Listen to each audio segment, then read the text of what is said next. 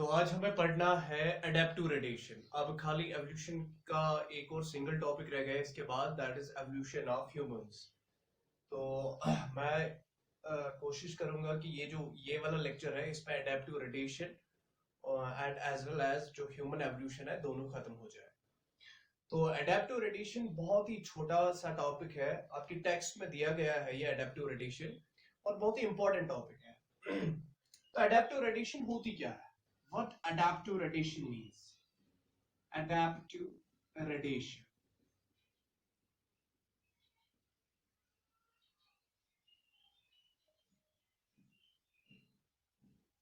देखो adaptive radiation actually है क्या? अगर मैं इसको डिफाइन कर दूं एडेप्टिव रेडिएशन को, तो सिंपली देखो एक कंसेप्ट, आपने एवोल्यूशन का मेन कंसेप्ट क्या है? एवोल्यूशन का मेन कंसेप्ट जो अभी तक हमने पढ़ा है, अकॉर्डिंग टू डार्विन ने कहा था कि जो एक पहले एक एंसेस्टर स्पीशीज हुआ करती थी, उसी एंसेस्टर स्पीशीज से जब उस एंसेस्टर स्पीशीज के कुछ इंडिविजुअल्स अलग अलग जगहों पर रहने लगे तो वो इवॉल्व हो गए, वहां की कंडीशंस के अकॉर्डिंगली वो इवॉल्व हो गए और वो नई नई स्पीशीज बन गई। That is the basic concept of evolution के फ्रॉम ए सिंगल एंसेस्टर बाकी स्पीशीज बन गई है। तो एडेप्टिव रेडिएशन भी वही है। एडेप्टिव रेडिएशन में फॉर एग्जांपल देखो रेडिएशन का कंसेप्ट इसमें आया है, तो मैं यहाँ पर एक एग्जांपल देता हूँ, जैसे जस्ट लाइक ए सन। तो सन क्या है? सन जो है, सन से रेडिएट होती है। रेडिएट क्या होती है? सन से रेज रेडिएट हो जाती है। तो सन रेज का क्या है? जो रेज निकलती है, लाइट रेज जो निकलती है, सन उनका क्या है? सन उनका कॉमन पॉइंट है। तो इस कॉमन पॉइंट से, अगर एक कॉमन पॉइंट से बहुत सारी रेज निकल रही है और वो रेज इन डिफरेंट डायरेक्शंस निकल रही है, these rays are radiating in different directions, तो इसको हम रेडिएशन कहते हैं। This is known as radiation. तो रेडिएट हो जाना, रेज का रेडिएट हो जाना in different directions, this is known as radiation. वो भी एक सिंगल कॉमन पॉइंट से। तो सिंगल कॉमन पॉइंट से ये रेज डिफरेंट डायरेक्शंस में जा रही है और इसको हम रेडिएशन कहते हैं। नाउ इसी तरह एडेप्टिव रेडिएशन का मतलब है कि अगर ये सिंगल एंसेस्टर है, जिसको हम एंसेस्टर स्टॉक भी कहते हैं, या स्टॉक ऑर्गेनिज्म है ये, या स्टॉक स्पीशी है ये, या एंसेस्टर है, इस एंसेस्टर से बहुत सारे स्पीशीज बन रही है, फॉर एग्जांपल 1 2 3 बहुत सारी स्पीशीज एक कॉमन एंसेस्टर से बन रही है, ठीक है।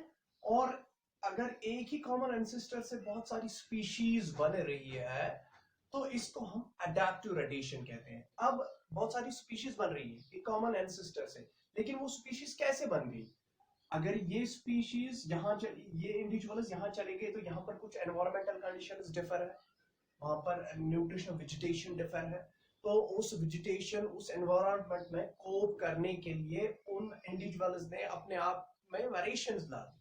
तो अब वेरिएशंस जब इनमें प्रोड्यूस होगी तो variations will lead to the formation of new species.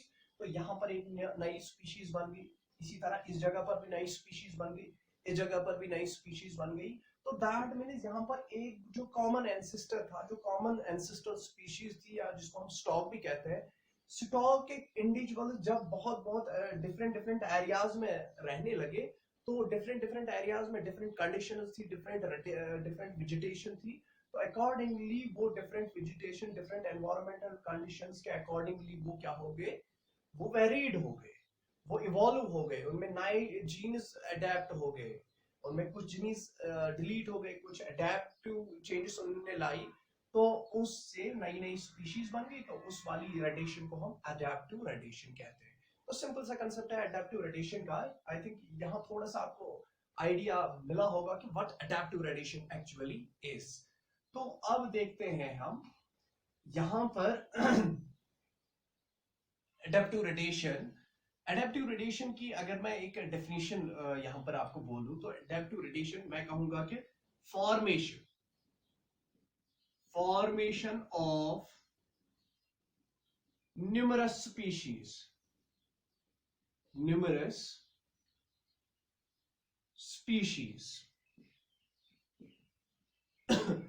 formation of numerous species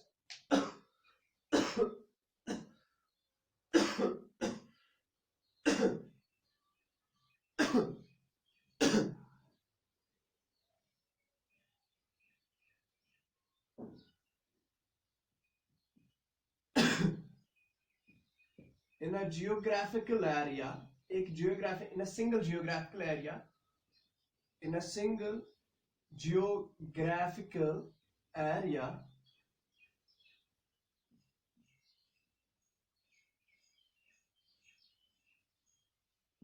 from ancestral, for ancestral species, या इसको मैं लिखूंगा यहां पर from common ancestor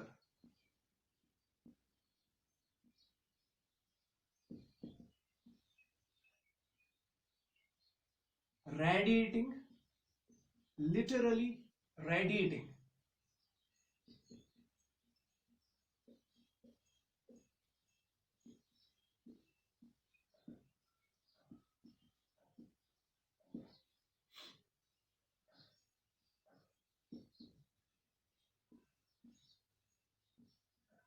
different geographical habitats.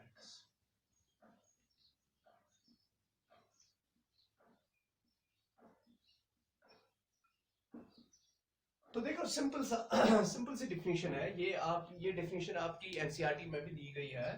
तो फॉर्मेशन हो रही है, किनकी फॉर्मेशन हो रही है? न्यूमरस स्पीशीज, बहुत सारी मुख्तलिफ स्पीशीज, हाँ, वो बन रही है। कहां से बन रही है?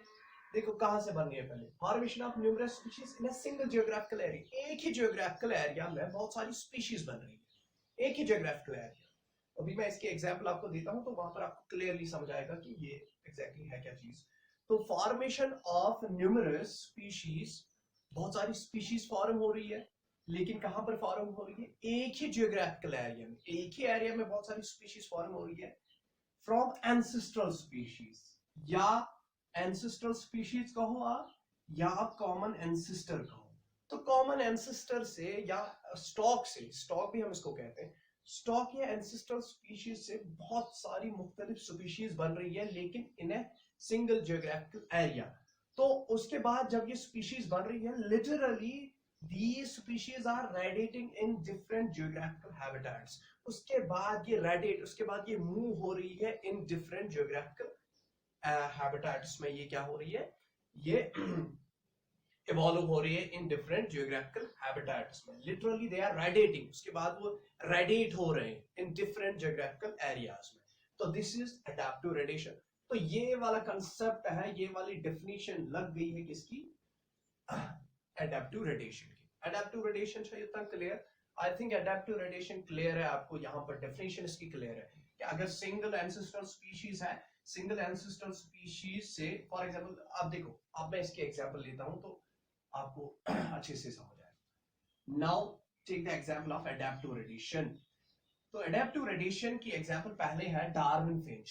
देखो अकॉर्डिंग टू डार्विन ने जब गैलापागोस आइलैंड्स में जब उसने वो एचएमएस बीगल पर वो गए थे, तो कहाँ गए थे वो? गैलापागोस आइलैंड्स पर। तो गैलापागोस आइलैंड्स क्या है? ये ग्रुप ऑफ आइलैंड्स है। फॉर एग्जांपल यहाँ पर एक आइलैंड है, ये एक आइलैंड है, ये दूसरा आइलैंड, ये तीसरा आइलैंड। तो ये आइलैंड्स मेनलैंड से दूर है, ठीक है। फॉर एग्जांपल उसने इस आइलैंड पर देखा, एक ही सिंगल आइलैंड, इस आइलैंड पर, इस एरिया में उसने इस आइलैंड पर, गैलापागोस आइलैंड्स में उसने इस आइलैंड पर क्या देखा? इस आइलैंड पर उसने देखा कि यहाँ पर जो बहुत मुख्तलिफ किस्म की क्या है, मुख्तलिफ किस्म के बहुत सारे ब्लैक, स्मॉल ब्लैक बर्ड्स, हाँ, small black birds, small black birds, तो जिनको आज पॉपुलरली नाम दिया गया है डार्विन फिंच। उनका नाम क्या है आज? क्योंकि डार्विन साहब ने उन पर बहुत ज्यादा ये रिसर्च की थी फॉर एवोल्यूशन पर्पसेस, तो उनको नाम दिया गया है डार्विन फिंचेस। तो these are small black birds, इनको डार्विन फिंचेस कहते हैं। तो डार्विन ने क्या कहा कि यहाँ पर जो ये इस आइलैंड पर जो ये बर्ड्स हैं, these are small black birds, लेकिन ये बर्ड्स आपस में बहुत ज्यादा सिमिलैरिटी रखते हैं, इनमें बहुत ज्यादा सिमिलैरिटी है, बट इनमें डिफरेंस कहां पर आ जाती है, इनमें difference in the beak size आती है। किसी की बीक क्या है, किसी की बीक छोटी है, किसी की बीक ऐसी कर्व्ड है, some are having curved beaks, ठीक है, और या किसी की बीक क्या है, ऐसे नेल जैसी है। तो दैट मीन्स अगर ये बर्ड्स, इनको डार्विन ने क्या कहा कि इन बर्ड्स में बहुत ज्यादा सिमिलैरिटी है, they are just alike, but उनमें डिफरेंस कहां पर आ रही है, बीक साइज में आ रही है। अब देखो उसने क्या कहा, डार्विन ने कहा कि पहले इस आइलैंड पर एक सीड ईटिंग बर्ड रहा करते थे, seed eating Darwin Finch, seed eating bird. तो पहले इस आइलैंड पर कौन से थे, मेन लैंड से सीड ईटिंग बर्ड्स यहां पर आ गए, ठीक है, सीड ईटिंग बर्ड्स। लेकिन उसके बाद देखो, अब मैं इस गोले को जरा सा लंबा बना देता हूं,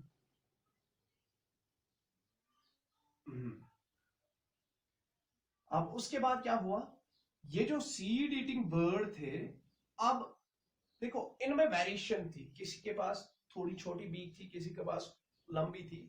तो फॉर एग्जांपल यहां पर वेजिटेशन खत्म होने लगी थोड़ी बहुत, तो कुछ बर्ड्स, कुछ इंडिविजुअल्स, इस सीड ईटिंग बर्ड्स, ये जो एंसेस्टर, ये जो स्टॉक स्पीशीज थी या एंसेस्टर, या ये एंसेस्टर्स थे, तो यहां पर इस वाले रीजन में, इस आइलैंड पर ये वाला रीजन जो है, यहां पर क्या थे, यहां पर फॉर एग्जांपल यहां पर कैक्टस ज्यादा है, यहां पर कैक्टसेस ग्रो इस एरिया में, यहां पर इस एरिया, इस ये जो आइलैंड है, आइलैंड के इस वाले एरिया में कैक्टसेस बहुत ज्यादा है। तो कुछ बर्ड्स इनसे निकलकर यहां चले गए, फॉर एग्जांपल 50 बर्ड्स यहां चले गए, 50, लेकिन 50 बर्ड्स में यहां पर बहुत ज्यादा कैक्टस थे, तो 50 बर्ड्स में क्या हुआ, किसी के पास, किसी 4-5 बर्ड्स के पास ऐसी बीक थी कि वो कैक्टस को खा सकते थे, लेकिन बाकी जो 45 बर्ड्स थे, उनके पास वो ऐसी बीक ही नहीं थी कि वो कैक्टस पर फीड कर सके। तो दैट मीन्स 5 बर्ड्स के लिए तो अच्छी खासी जगह बन गई उनको, क्योंकि यहाँ पर फूड इनको बहुत अबंडेंट अमाउंट में यहाँ पर फूड मिला। तो ये जो 5 बर्ड्स थे जिनकी बीक सूटेबल थी किसके लिए, कैक्टस पर फीड करने के लिए, तो ये यहीं पर रहने लगे, ये वापस नहीं गए। लेकिन जो ये 45 थे, 45 वापस आए, 45 बर्ड्स वापस आ गए, ठीक है, ये वापस आ गए। तो ये जो 5 बर्ड्स यहां पर रहने लगे, अब इनको देखो खाना भी वहीं पर मिल रहा था, तो जब इनको खाना भी मिल रहा था, अब फिर क्या हुआ, तो फिर इनको कौन सी जरूरत थी कि नहीं अब वो वापस जाएंगे अपनी एंसेस्टर स्पीशीज के पास, क्योंकि अगर एक बर्ड को एक जगह पर खाना भी मिल रहा है, सारी चीजें एक ही जगह पर अवेलेबल है, तो वो बर्ड कहीं जाएगा ही नहीं। तो ये 5 बर्ड्स यहीं पर रहने लगे और कैक्टस पर फीड करने लगे। तो इनको हमने नाम दे दिया cactus eating birds, cactus eating Darwin Finch या कैक्टस ईटिंग बर्ड्स। तो इनका जो ये कैरेक्टर था कैक्टस को फीड करने का, इनमें जो बीक साइज था वो कैक्टस ईटिंग था, क्योंकि वो कैक्टस को इस बीक, जो इनके पास बीक थी, उस बीक से वो कैक्टस को आराम से खाते थे। तो ये जो कैरेक्टर था इनमें, ये बीक जो शेप थी इनमें, ये बीक शेप इनके ऑफस्प्रिंग्स में ये कैरेक्टर चला गया, और जब ये ऑफस्प्रिंग्स में ये कैरेक्टर चला गया, तो इनके जो ऑफस्प्रिंग्स थे, अब इन ऑफस्प्रिंग्स में वैसी ही बीक आने लगी जो कैक्टस पर फीड कर सके, ठीक है। तो इनके ऑफस्प्रिंग्स में ये कैक्टस, जो कैक्टस फीडिंग बीक है, वो इनमें डेवलप होने लगी। तो दैट मींस इनमें ये परमानेंट कैरेक्टर सा बन गया कि ऐसी ही बीक इनके ऑफस्प्रिंग्स में, सारे जो ऑफस्प्रिंग्स थे इनमें कैक्टस ईटिंग बीक ही डेवलप होने लगी। तो इससे इससे क्या हुआ, इससे एक तो ये इसी जगह पर रहने लगे, इन्होंने अपने ऑफस्प्रिंग्स पे मैटिंग भी इन्होंने इसी जगह पर इन 5 बर्ड्स ने कर ली। तो विद जनरेशन, विद टाइम, ये यहाँ पर क्या हो गए, इनमें कुछ ये जो कैरेक्टर्स है, ये कैरेक्टर इसमें ऑप्शंस में डेवलप होने लगा। तो यहाँ पर मैटिंग भी ये करते थे, और इसी तरीके से यहाँ पर एडिंग ऑफ न्यू एलील्स हो गए, जीनस एड होने लगे। ये कैरेक्टर जो कैक्टस ईटिंग जो कैरेक्टर था, बीक साइज जो थी, जो कैक्टस को ईट करती थी, ये वाला कैरेक्टर इनमें ट्रांसफर हो गया और सारे ऑफस्प्रिंग्स में यही इसी साइज की बीक आने लगी इनके ऑफस्प्रिंग्स पे। तो यहाँ पर एक नई स्पीशीज बन गई जिनको हम कैक्टस ईटिंग डार्विन फिंचेस कहने लगे। यहाँ तक क्लियर है?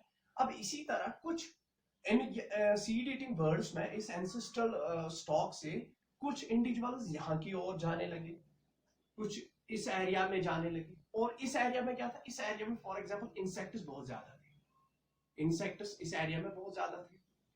तो यहाँ पर जो फॉर एग्जांपल यहाँ पर 10 बर्ड्स गए, 10 सीड ईटिंग बर्ड्स यहाँ पर चले गए फॉर फूड। तो जब ये चले गए तो इन्होंने देखा कि वहां पर क्या है, वहां पर इंसेक्ट्स बहुत ज्यादा है। तो कुछ बर्ड्स के पास, इनमें कुछ बर्ड्स थे जिनके पास ऐसी बीक थी कि वो इंसेक्ट्स को खा सके। तो और जिन बर्ड्स के पास फॉर एग्जांपल 5 बर्ड्स के पास ऐसी बीक थी कि वो किस पर फीड कर सके, इंसेक्ट्स पर फीड कर सके, तो वो 5 बर्ड्स यहीं पर रहने लगे। तो जब यहां पर वो रहने लगे तो बन गए क्या? वो insect eating birds, insect eating birds और इंसेक्टिवरस डार्विन फिंच। इसी तरह फॉर एग्जांपल आधे बर्ड्स यहां रहने लगे, आधे बर्ड्स फ्रूट्स पर, फ्रूट्स को खाने लगे। तो वो क्या बन गए? वो बन गए फ्रूट ईटिंग डार्विन फिंच। तो डिफरेंट रीजन्स, इसी पर्टिकुलर एरिया में जो डिफरेंट रीजन्स थे वो वहां पर जाने लगे और वहां पर वेजिटेशन कुछ मुख्तलिफ थी और उसी के हिसाब से वो उनमें बीक जो थी, बीक साइज चेंज होने लगी। और ये विद द टाइम ये नई नई स्पीशीज बन गई क्योंकि ये वहीं पर रहने लगे, इन्हें वही मैटिंग की, इन्होंने अपने ऑफस्प्रिंग्स बना दिए और ऑफस्प्रिंग्स में वही कैरेक्टर आगे बढ़ता चला गया। और ये विद द टाइम ये इनकी अलील, इनका जो जीन पूल था इन 5 इंडिविजुअल्स का या इनके ऑफस्प्रिंग्स का जो जेनेटिक कॉन्स्टिट्यूशन था वो मुख्तलिफ था। किनसे? Seed eating birds, ancestral species से वो डिफरेंट था। इनमें कुछ अलग किस्म के जीन्स ऐड हो गए थे, इनमें कुछ अलग किस्म के जीन्स ऐड हो गए थे, इनमें कुछ अलग किस्म के जीन्स ऐड हो गए। तो दैट मींस ये डिफरेंट स्पीशीज बन गई थी। तो दैट मींस एक एंसेस्ट्रल स्पीशीज से डार्विन फिंचेस जो है, Darwin finches one of the example of the adaptive radiation. तो यहाँ पर एडेप्टिव रेडिएशन हो गई है। ये Darwin finches, cactus eating finches, insectivorous finches, fruit eating finches जो है, ये एक ही एंसेस्ट्रल स्टॉक से रेडिएट हुए हैं जिसका नाम क्या है? Seed eating Darwin Finch. तो ये आपका एक ऑब्जेक्टिव भी बनता है, कभी कभार नीट में ऑब्जेक्टिव बनता है कि जो पहले जो गैलापागोस आइलैंड्स में डार्विन ने पहले उनका जो डार्विन फिंचेस जो है उनका एंसेस्टर कौन था? तो उनका एंसेस्टर सीड ईटिंग बर्ड्स है, पहले सीड ईटिंग बर्ड्स वहां पर रहते थे। ठीक है, तो ये तो एडेप्टिव रेडिएशन की एक एग्जांपल है Darwin finch. Now there is another example of adaptive radiation. Adaptive radiation की एक और एग्जांपल है जो आपकी टेक्स्ट बुक में दी गई है। आपकी टेक्स्ट बुक में एक और एग्जांपल है, जरा मैं देखूं आपको आ रहा है? यस, ठीक है। देखो एक और एग्जांपल क्या है, यहां पर मैं लिखता हूं, आप टेक्स्ट बुक भी देखना कि वहां पर ये एग्जांपल उन्होंने दिया है। ऑस्ट्रेलिया,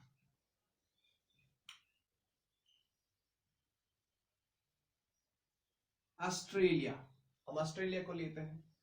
जो ऑस्ट्रेलिया है ये पहले मेनलैंड से कनेक्टेड था, लेकिन मेनलैंड से ऑस्ट्रेलिया सेपरेट हो गया। मेनलैंड जिसको हम कहते हैं गोंडवाना लैंड, ऐसा कुछ आपने जियोग्राफी में पढ़ा होगा। फिर टेक्टोनिक एक्टिविटीज टेक प्लेस हो गई, उससे फिर क्या बन गए, ये अलग अलग होने लगे एशिया का, ऐसे ऐसे। तो ऑस्ट्रेलिया जो था ये मेनलैंड से क्या होने लगा, ये मेनलैंड से अब सेपरेट हुआ ऑस्ट्रेलिया। ठीक है, और ये जो ऑस्ट्रेलिया है, देखो ऑस्ट्रेलिया में सबसे इंपॉर्टेंट चीज क्या है? देखो मैमल्स, आप मैमल्स ले लो।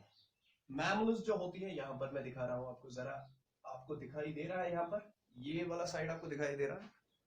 यस, आपको दिखाई दे रहा है। मैमल्स, चाहे मैं यहां पर लिखूं या यहां पर, आपको दिखाई दे रहा है।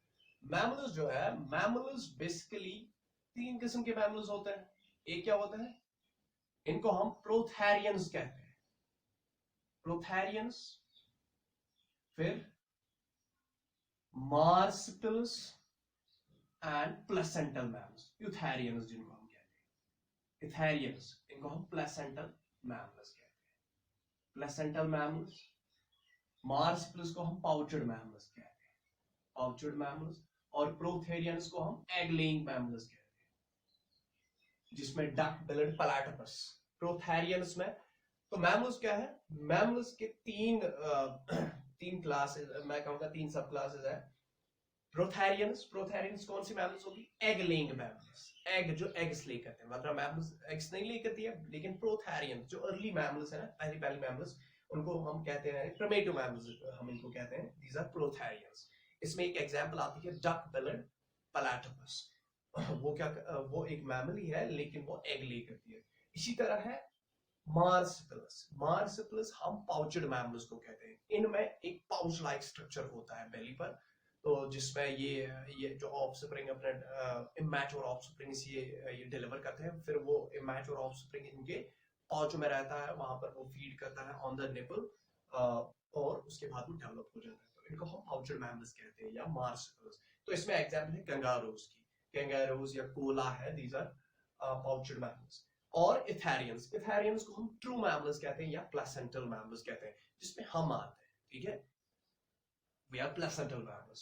तो ऑस्ट्रेलिया में देखो क्या है, देखो कंपटीशन होता है मैमल्स के दरमियान, कंपटीशन, मार्सपिल्स, जहां पर मार्सपिल्स होंगी, जहां पर प्लेसेंटल मैमल्स होंगी, वहां पर मार्सपिल्स, पाउचड मैमल्स बहुत कम होंगे, क्योंकि ये कंपीट इनको करती है, ठीक है। तो जहां पर अपीयरेंस ऑफ इथेरियंस हो जाएगी, वहां पर इनका नंबर घटता जाएगा मार्सपिल्स का। लेकिन यहां पर एक जगह ऐसी है, Australia, Australia it is just a sweet home to the marsupials, यहां पर बहुत ज्यादा पाउचड मैमल्स पाए जाते हैं ऑस्ट्रेलिया में, ठीक है। तो देखो ऑस्ट्रेलिया में क्या है, ये घर किनका है, ये सबसे ज्यादा जो पाउचड मैमल्स है वो कहां पर पाई जाती है, ऑस्ट्रेलिया में पाई जाती है।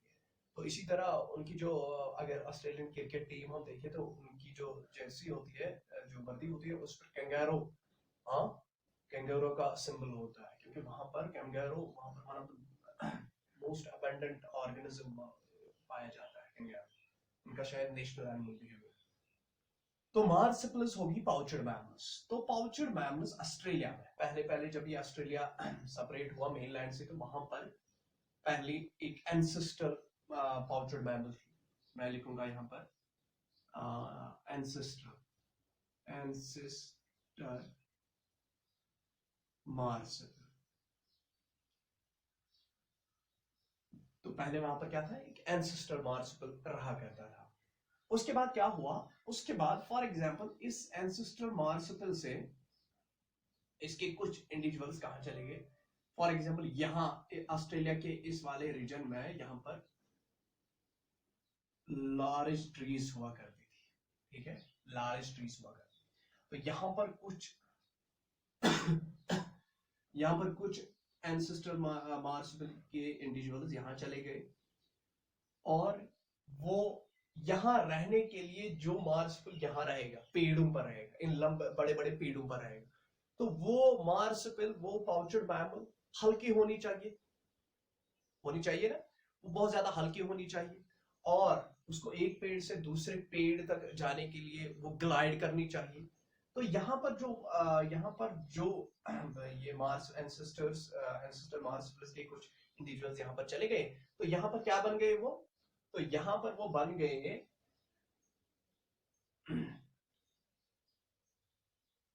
Flying फैलेंजर्स, flying फैलेंजर। तो फ्लाइंग फैलेंजर एक स्कैरल टाइप मार्सपिल मैमल है, स्कैरल टाइप मार्सपिल मैमल है वो, जो कहां पर रहता है, पेड़ों पर रहता है, और वो एक पेड़ से दूसरे पेड़ तक ग्लाइड करता है। तो इसमें देखो अकॉर्डिंग टू द एनवायरनमेंट, ये एंसेस्टर मार्सपिल ये ग्लाइडिंग नहीं कर रहा था, he was simply walking, he was a walking type of marsupial, ये वॉकिंग टाइप ऑफ मार्सपिल था। लेकिन ये जब कहां पर रहने लगा, इसके इंडिविजुअल्स जब यहाँ पर इन पेड़ों पर रहने लगे, तो उनमें क्या होने लगी, उनमें वो ग्लाइडिंग के लिए जस्ट लाइक एज वो विंग्स, टाइप ऑफ विंग्स आने लगी, तो जिनका नाम पड़ा फ्लाइंग फैलेंजर्स।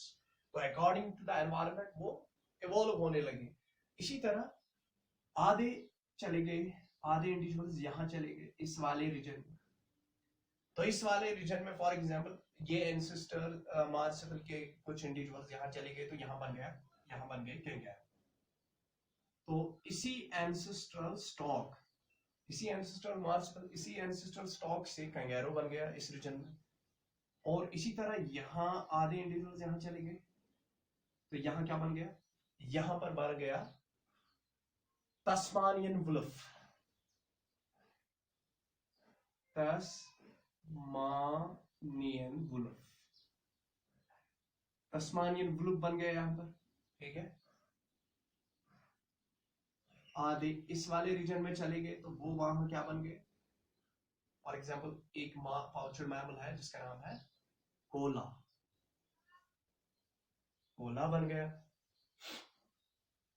आधे चले गए यहां, तो वो क्या बन गए, फॉर एग्जाम्पल बन गए वो मार्सुपिल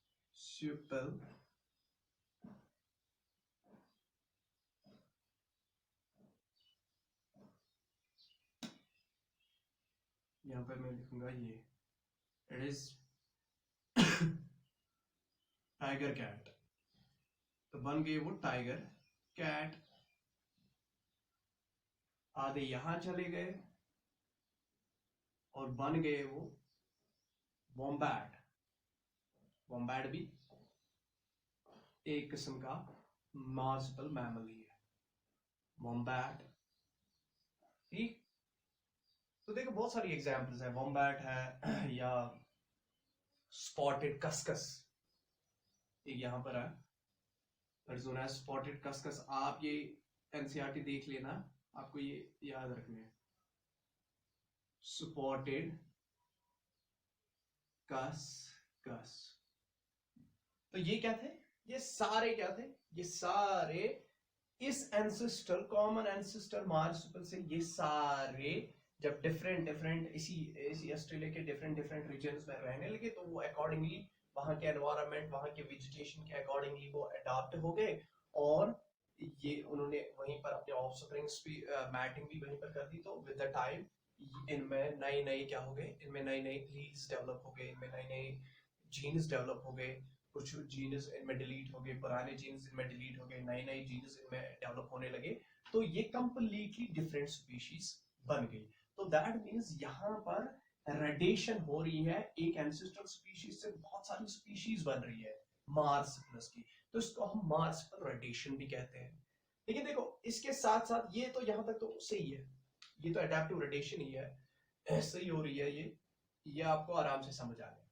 लेकिन देखो वहां पर अगर एनसीईआरटी में आप देखोगे जो दूसरा पैराग्राफ इसी के साथ है एडेप्टिव रेडिएशन के साथ, तो वहां पर आपको दिखा रहा है कि वहां ऑस्ट्रेलिया में और किन की प्रेजेंस थी, ऑस्ट्रेलिया में प्लेसेंटल मैमल्स भी मौजूद थे। कौन थे, प्लेसेंटल मैमल्स। देखो अब प्लेसेंटल मैमल्स की भी एवोल्यूशन इसी तरह होगी।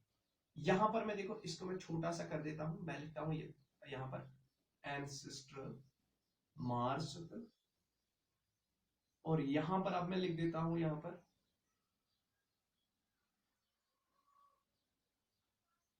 ये यहां से है, और यहां पर लिख देता हूं मैं प्लेसेंटल मैमल। तो प्लेसेंटल एंसेस्ट्रल प्लेसेंटल मैमल भी यहां थे। एक साइड से हमने देखा कि मार्सपिलस की रेडिएशन हो गई है, लेकिन उसी के साथ साथ किन की रेडिएशन भी हो गई थी, मार्सपिलस की, ये प्लेसेंटल मैमल्स की। अब देखो प्लेसेंटल मैमल्स अगर दो एक ही जगह पर दो बहुत सारी स्पीशीज, दो एंसेस्टर्स से बहुत सारी स्पीशीज बन रही है, तो वो आपस में एक टाइप ऑफ सिमिलैरिटी दिखाएंगे। देखो क्या है, फॉर एग्जांपल यहां पर ये जो एंसेस्टर प्लेसेंटल मैमल्स थी वो भी इस रीजन में चली गई। जब वो इस रीजन में चली गई जहां पर ये फ्लाइंग फ्लेंजर्स थे, जहां पर ये पेड़ हुआ करते थे। फ्लाइंग फ्लेंजर क्या है, ये एक एंसेस्टर, ये मार्सपिल है। लेकिन जब ये कौन प्लेसेंटल मैमल्स के इंडिविजुअल एंसेस्टर प्लेसेंटल मैमल्स के कुछ इंडिविजुअल्स यहाँ इस रीजन में जहां पर ये हाई ट्रीज लॉन्ग ट्रीज होती थी, तो यहाँ पर एक प्लेसेंटल मैमल बन गई जिसका नाम स्कैर है।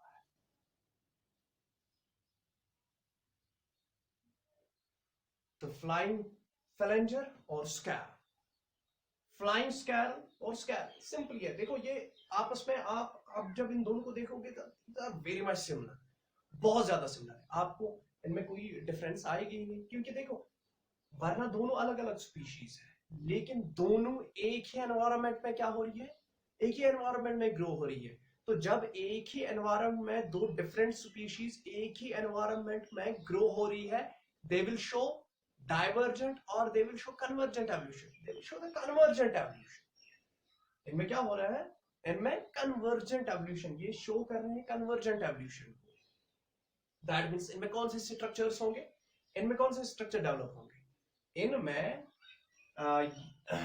एनालॉगस, इनमें एनालॉगस स्ट्रक्चर्स डेवलप हुए होंगे। तो एनालॉगस स्ट्रक्चर्स अगर एक ही रीजन में दो डिफरेंट स्पीशीज, हाँ एक ही कंडीशंस, एक पूरा का पूरा एनवायरमेंटल कंडीशन सेम है, दोनों दो डिफरेंट स्पीशीज के लिए एनवायरमेंटल कंडीशन सेम है, तो वो उस एनवायरमेंटल कंडीशन में ग्रो होने के लिए वो आपस में क्या करेंगी, वो आपस में कुछ सिमिलैरिटी शो करेंगी। तो वो similarities in the form of analogous organs होंगे, जिनकी शेप स्ट्रक्चर शेप सेम है, ये मैं कह रहा हूँ फंक्शन सेम होती है, एनालॉग स्ट्रक्चर्स की फंक्शन क्या होती है, फंक्शन सेम होती है, बट उनका ओरिजिन डिफरेंट होता है। तो ये यहाँ पर कन्वर्जेंट एवोल्यूशन शो कर रहे हैं। डाइवर्जेंट एवोल्यूशन मींस अगर एक ही एरिया में दो डिफरेंट स्ट्रक्चर्स, वो फॉर एग्जांपल अगर दो या सिमिलर स्पीशीज, अगर सिमिलर स्पीशीज डाइवर्ज हो रही है, अगर सिमिलर स्पीशीज डाइवर्ज हो रही है, that is known as divergent evolution. लेकिन यहाँ पर डिफरेंट स्पीशीज कन्वर्ज हो रही है, क्योंकि एक ही एनवायरनमेंट में रह के उनके स्ट्रक्चर्स क्या हो रहे हैं, वो सिमिलर हो रहे हैं, ठीक है, बेस्ड अपॉन द फंक्शन के उनके जो स्ट्रक्चर्स हैं ऑर्गन्स हैं वो सिमिलर दिख रहे हैं हमें, ठीक है, तो उसको हम कन्वर्जेंट एवोल्यूशन कह रहे हैं। तो ये जो मार्सुपियल और प्लेसेंटल मैमल्स की रेडिएशन हो रही है ऑस्ट्रेलिया में, तो वो एक एग्जांपल है कन्वर्जेंट एवोल्यूशन की, वहां पर एनालॉगस स्ट्रक्चर्स उनमें देखने को हमें मिलते हैं। तो यहाँ पर स्कैरल बन गई, फॉर एग्जांपल ये प्लेसेंटल मैमल्स के इंडिविजुअल्स यहाँ चले गए, जहां पर ये अब तस्मानियन वुल्फ रह रही थी, ये मार्सुपियल्स रह रहे थे, तो यहाँ पर कौन सी मैमल बन गई, वुल्फ। तो वुल्फ और तस्मानियन वुल्फ, तस्मानियन वुल्फ क्या है, ये एक मार्सुपियल है, बट वुल्फ क्या है, ये एक प्लेसेंटल मैमल है। इसी तरीके से फॉर एग्जांपल आधे इंडिविजुअल्स यहां चले गए जहां टाइगर कैट है, तो यहां पर क्या बन गए, आयोस्लेट, दैट मींस टाइगर, सो ये प्लेसेंटल मैमल, ये बन गए। तो दैट मीन्स यहां पर क्या हो रहा है, यहां पर दो स्पीशीज, हाँ दो स्पीशीज की अडैप्टिव रोटेशन हो रही है, दो एंसेस्टर स्पीशीज है, एक एंसेस्टर मार्सुपियल्स और प्लेसेंटल मैमल्स है। तो इस ऑस्ट्रेलिया के लैंड में क्या हो रहा है, दोनों अडैप्टिव रोटेशन शो कर रहे हैं, और ये एक एग्जांपल आती है हमें किसकी, कन्वर्जेंट एवोल्यूशन की। आई थिंक इतना जो इसमें है ये सिंपल सा है। देखो आपको याद रखना है कि फ्लाइंग फैलेंजर क्या है, ये एक मार्सुपियल है, बट स्कैरल क्या है, ये एक प्लेसेंटल मैमल है। तस्मानियन वुल्फ क्या है, ये एक मार्सुपियल है, बट वुल्फ क्या है, ये एक प्लेसेंटल मैमल है। तो this was all about the adaptive rotation, ये अडैप्टिव रोटेशन के बारे में कुछ है। It was very short topic, बहुत ही शॉर्ट टॉपिक था ये, तो आई थिंक इतना क्लियर हो गया होगा आपको। मैंने अडैप्टिव रोटेशन की आपको डेफिनेशन भी बोली है, और ये दो एग्जांपल्स मैंने बोली है, तो आप टेक्स्ट खोलोगे और टेक्स्ट में ये जो अडैप्टिव रोटेशन मैंने मार्सुपियल्स की और प्लेसेंटल मैमल्स की बोली है, अब वो पैराग्राफ आप पढ़ोगे और आपको आई थिंक आपको फिर 110% ये जो मैंने बोला है ये समझ